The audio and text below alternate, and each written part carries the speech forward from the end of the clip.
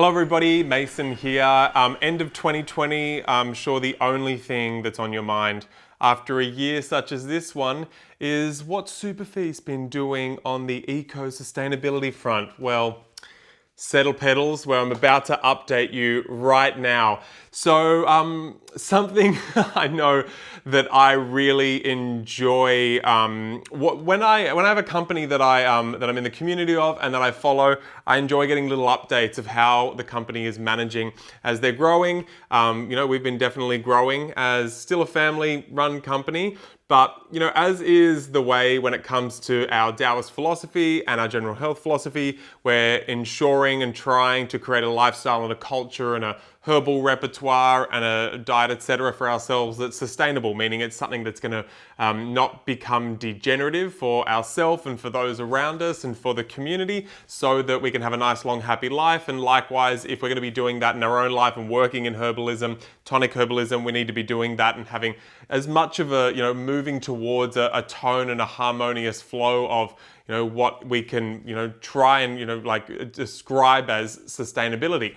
And so we like giving you those updates as well. So the first one I just want to quickly touch on, I enjoy always giving you guys the insight, is how are we growing and ensuring that we are sustainably still providing you with, at times, wild herbs, mostly DDAO, small batch, ultimately the herbs that are just like badass in their quality. How are we ensuring that we're able to do that sustainably without kind of like going towards what for a lot of people think is an inevitable, just going to like a factory farmed mushroom and herb scenario.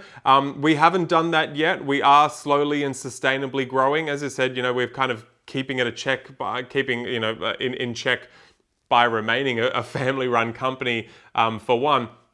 But in the way that we work with the farmers and the way that our partners, throughout regional China, throughout that huge vast area of regional China, and where there is a huge vast areas where it's possible for these DDAO herbs to be grown.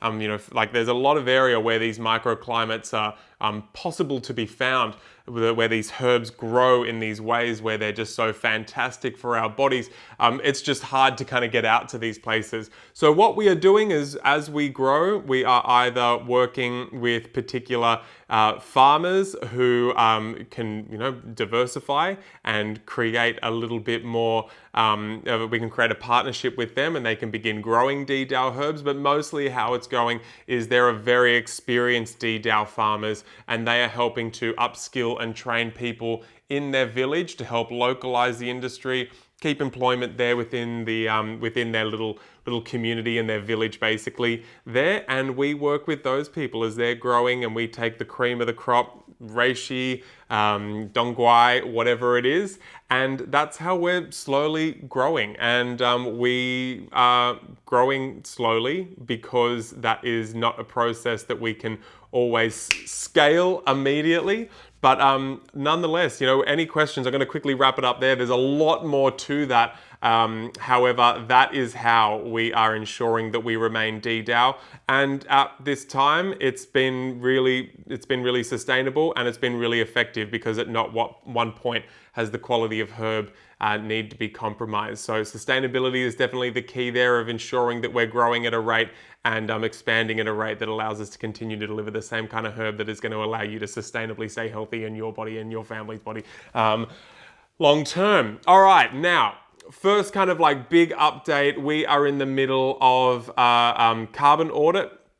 Now, although I personally don't feel like carbon is the ultimate variable to measure whether a company is sustainable or not, there are a lot of others. Nonetheless, I know there's a lot of people in our community that are and a lot of people in SuperFeast as well, and myself as well, like rightfully so. I'm not like pooing it. I just want to let you know that we're in the middle of that carbon audit, and things are looking really great. We're getting all our ducks in a row, and it should be early next year we'll be able to give you the update of where we are there. And in terms of offsetting, I mean, it's going to be nice to see if there are any areas where we're really kind of like I don't know, relying on an unsustainable practice. And offsetting, I mean, you know, for us, it's not the ultimate thing to just rest upon. You need to ensure that you're doing better in all those areas, which is what we're keen on. But in terms of offsetting, I mean, we're already working with Rainforest Rescue, and I'm looking forward to, you know, there's potentially a couple of other you know, basically people, organisations working to restore ecosystems at the moment, working in far north Queensland along cassowary corridors. And so, hey, we just kind of see that that's a win-win, and we appreciate those of you that had requested to know, and you know, Farley and the other ones in other people in SuperFeast that were keen and curious to know where we're at on that one. I'm really, you know, excited to, you know, they're really grateful that they're driving it, and excited to see what comes about. Now, in terms of what I was saying there, like, in terms of you can't rest on your laurels just by doing a little carbon audit, I just want to make sure that the tone here is one, you know, as a business, we're not sitting on a pedestal trying to pretend like we are like this holy business, you know, doing, you know, we are a sustainable business, and we are an ecologically minded business. And especially for me, ecologically and sustainably, it makes sense for people to not be institutionally reliant for their health, but be more sovereign in their health, and be, you know, preemptively taking the most precious and incredible herbs in the world, so that they don't, you know, have to become, let's face it, an excessive drain of resources on people and the community, which is what sickness does. And so that's the core for me. That's my core passion there. But, you know, in terms of everything else we're doing, which I'm going to be getting to now with waste streams and reducing plastics, and, you know, doing carbon audits and that kind of thing, I've had a couple of companies I really admire, and they've just like that they're really bloody preachy about it, and they talk a big game, and sometimes it feels like a condescending game, and it's like they're the experts and they feel bloody righteous about it. I want to make sure that SuperFeast, you know, you're not getting any of that kind of tone. We're just trying to have an open dialogue, and if there's anything that happens in, you know, if any kind of interaction you have with our business, and if you see we can be doing better, or if you have a suggestion, or you want to get our, you know, why we're doing something, we're not going to give you an answer all the time to justify, you know, that, like, or to basically, I've had a couple of experiences with recently with companies that I really admired, and when I was like kind of had an experience as a customer where I was like, hang on, this isn't matching your message whatsoever. What's going on there?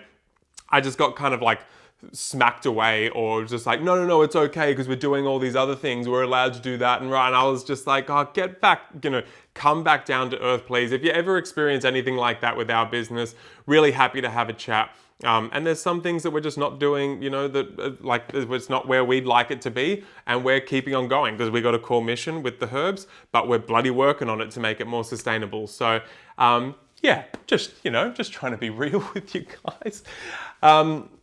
So one of those things is the craft bags.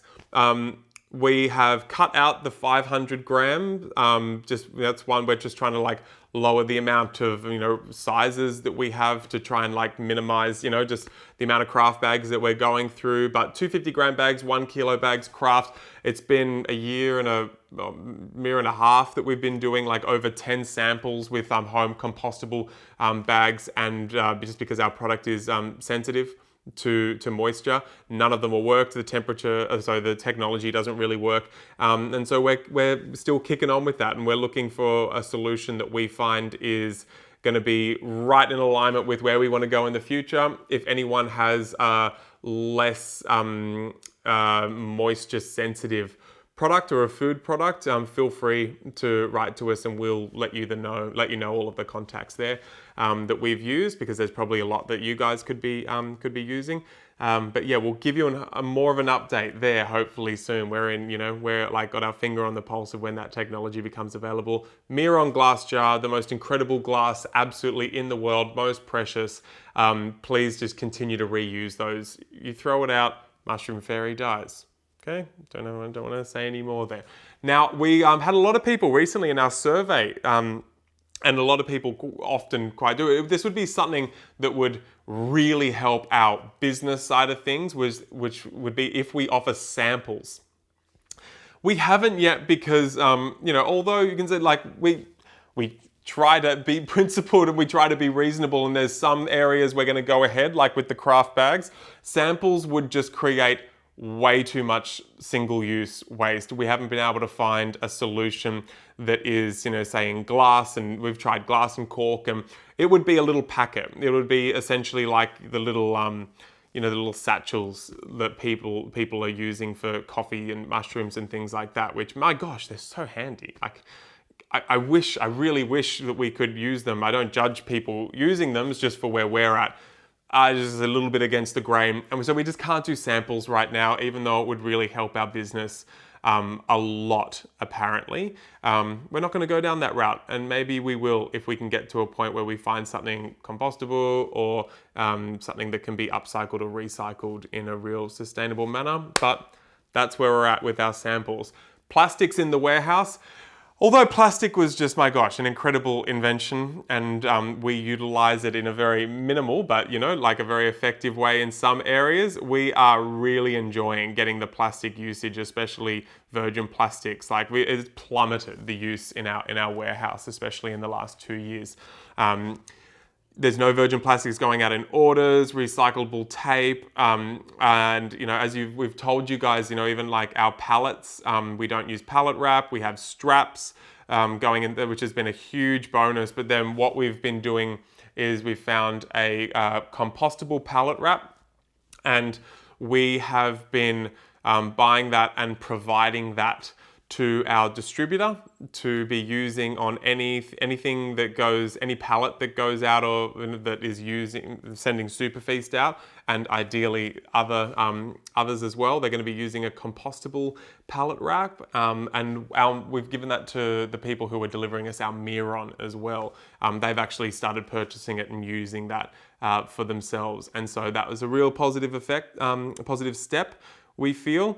And moving on, the waste streams in the warehouse is another area. We have 8 waste streams, more than I can remember right now, but recycling, cardboard, clear plastics being upcycled, colored plastics being upcycled, and like we've still got our sub pods rocking at work, which is really incredible. But in that light as well, it seems as for any business in anywhere that's slightly industrial, there is a possibility for you to be able to funnel plastics specifically into areas where it can be utilized and put to use. Recycled, upcycled. There's no reason why we can't be doing that, and we shouldn't be doing that. I feel like that's like a no-brainer, and we're really enjoying sharing that in a, I'm kind of proud that we're doing it in a really non-douchey manner as well. And we're really spreading the word around that. It's becoming really, quite simple. I think, like it's just like Richmond Waste will come and collect our the clear plastics that we can't. At the moment, we have a certain amount coming in, and it's nice to know that we can go and those can be put to use. So that is the eco update for now. We're working really hard, constantly behind the scenes. But if there are any questions that you have about the way that we're approaching sustainability in general, and the way we're managing our presence and our footprint on the land, it's always, leave it better than you found it. And there's a lot of variables to that conversation and that statement. A lot of different ways to interpret it, and we're always up for the conversation because it is not beyond us to know where we could potentially be doing it better. And we find it quite interesting, and it's actually one of the core principles for us. So we don't see it as a hindrance. We're also quite realistic about it, and we take our time with the conversation. We focus a lot on humans, as well as really taking some pride in restoring ecosystems here in Australia where we can. If you'd like to know any of our resources that we're using around this part of our business, hit up farley at superfeast.com.au, or just hit us up on social media. We're happy to share anything on that side of things. I mean, like there's I think as a lack of a better word, like part of the conscious business community, it's something I think there's some really incredible people out there who have shared resources with us, and it's been really nice to come across that. And we share ours a lot. We have a lot of businesses coming to us and asking us about different ways that we're like becoming sustainable. But there's a lot of companies out there that really hold their cards close to the chest. I get it if it's something to do with like your branding and that kind of like side of things. But I mean, when you're cagey about something that is just literally just something there to contribute to like better land management or better practices, not sharing those, I think you're into a little bit of greenwashing. I think you're doing it in it for the wrong reasons. So maybe pull your finger out and put it into some, that's going to be super crass if I say I was going to talk about getting it out to one kind of brown and into better soil kind of brown. Let's just wrap it up there, everybody. That's me. I'm obviously too in the compost conversation to be trusted with the 2020 Eco Update anymore. Love you. Hit us up with any questions. Love you guys.